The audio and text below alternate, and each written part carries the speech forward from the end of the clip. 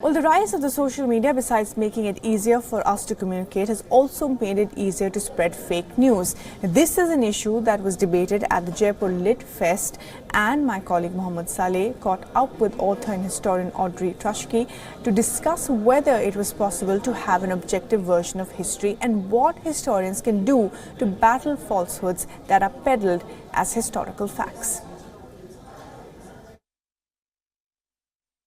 How easy is it to try stay objective, when you're writing history, especially in times which are politically extremely turbulent, and there are nations that are trying to, refine their history, their own past. And do you think it's possible to stay objective when you're writing history in this case?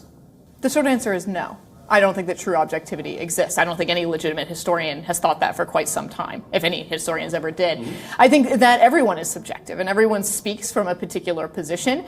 That said, I think that there is a sort of spectrum with objectivity as a sort of ideal at one end of it, and one can be further along that spectrum than another person can.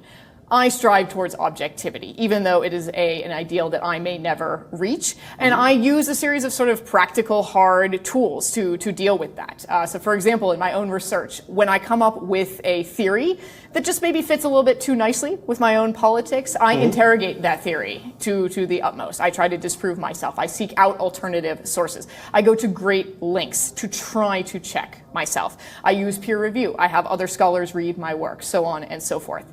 This does not mean that I am always right. It does not mean that I am perfect as a scholar, but I think that it does mark me as someone seriously committed to historical method and someone who tries to reconstruct the past as accurately as possible. Okay, now a question that I need to ask you is in the age of the social media, when information spreads very fast on Facebook and Twitter, there is a lot of false information. There is also a lot of fake information that spreads around. And what could be considered and knowledgeable, understanding of history is sometimes considered boring to the versions that are put out on Facebook and Twitter. How do you, as a historian, intend to battle that? So I think that this is a big problem, and this is something that I talk about in the Aurangzeb book, is that the story, the sort of mythical Aurangzeb, it's terrible history, but it's actually a really good storyline. It's a very compelling story. And the story that I have to tell about Aurangzeb Alamgir, the historical, complicated man of his own times, it's not as compelling of a story. It's far better history, but it just doesn't sell as well. To some degree, I am shackled by my commitment to truth and to, at least the ideal of objectivity, and to trying to accurately reconstruct the past.